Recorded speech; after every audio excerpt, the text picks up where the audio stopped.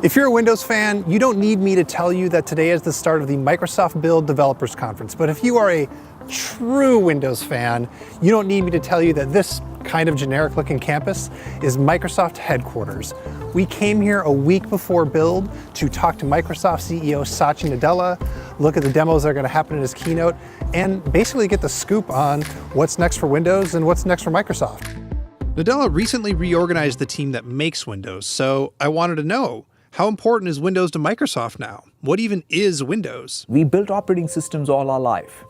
What is an operating system? In a world where every person is going to use multiple devices in their life, they're going to collaborate with many people in their family or at work.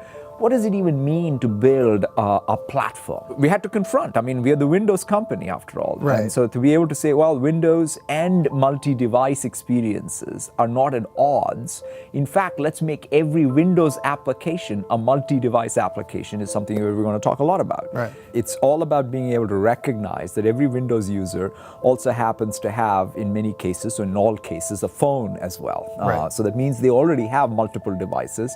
They have a Windows device and perhaps a non-Windows device. How do we make sure that both those devices can work in concert to help the user get the most out of their computers? For example, the timeline feature is a fantastic feature for continuity between devices.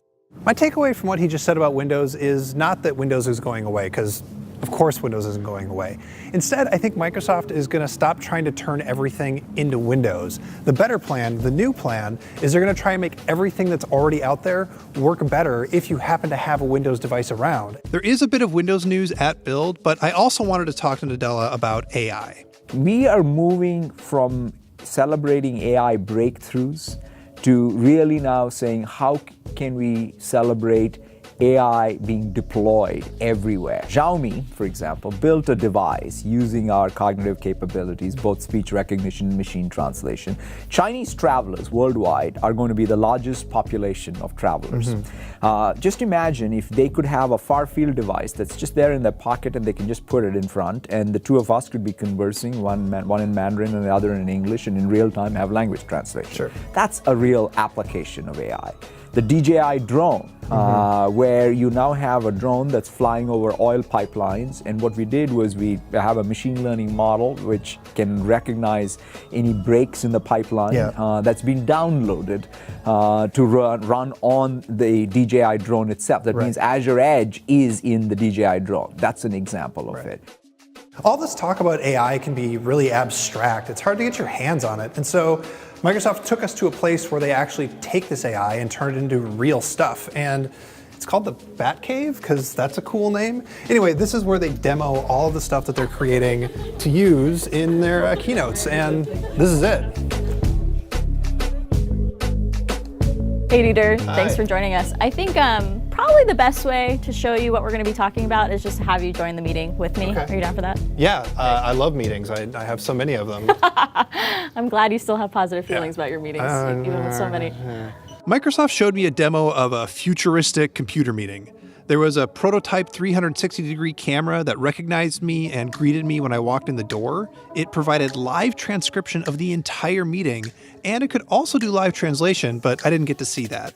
It also automatically broke out action items when somebody said something like, "Let me follow up on that." I saw Cortana automatically schedule meetings and hunt for documents based on a conversation inside the Microsoft Teams app, and I also played around with a 3D render of data inside HoloLens. We were looking for why there was a bunch of temperature sensors that were too hot in an office building. This is the most technologically advanced way to narc on somebody turning the heat up in their office too high that I've ever seen in my life. Right. Don't worry, nobody got fired. It was just faulty sensors.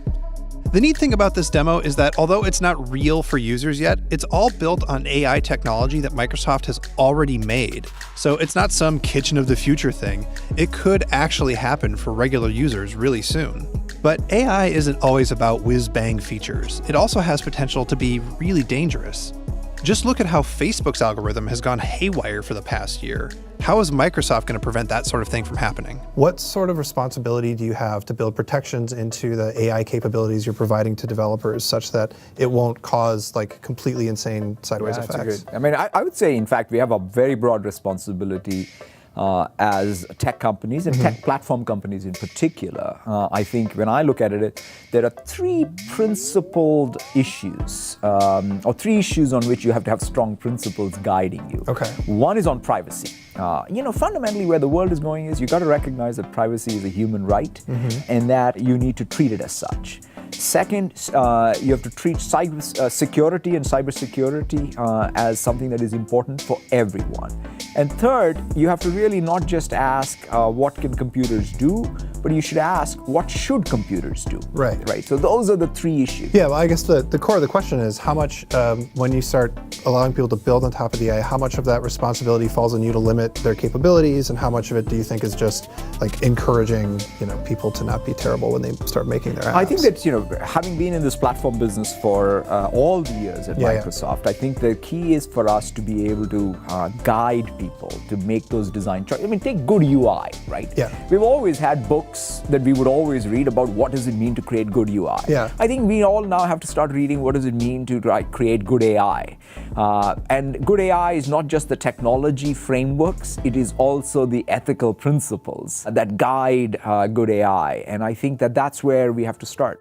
So listen, all this talk about cloud and AI brings up something that's kind of hard to express. I call it the gap.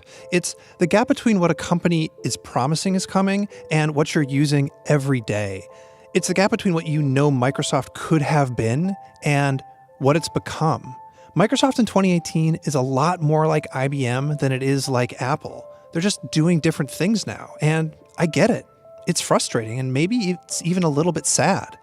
You can imagine an alternate history where Microsoft didn't completely fail at phones and is taking on Android, and I don't know, where the Xbox isn't getting completely housed by the PS4. But just because Microsoft isn't making a phone doesn't mean that it's not relevant. It's trying to win with Azure Cloud Services and IoT and Microsoft 365 and a bunch of other buzzwords that you maybe don't feel are all that applicable to you. It's not as exciting, but Nadella at Microsoft is trying to focus on what's working. And I want an OS that works with whatever phone that I have. And I want a company to focus on the ethics of AI from the jump, instead of waiting until after it screws up an election and then apologizing for it. If we're going to have AI and drones and IoT and everything else, we need real competition to keep everybody in check. But there is that gap between what success means for Microsoft now and in some other alternate universe that's just not in the cards anymore. And the funny thing is, nobody at Microsoft really seems to be sweating that gap. There's plenty of other technology to fill it. And this new Microsoft is trying to work with that technology instead of against it. Hey everybody, thanks so much for watching, and I want to know, what do you think of this new Microsoft? Let me know in the comments, and then head over to the Verge Science YouTube channel, especially if you like things like rockets or mold. If you like mold, it's really cool.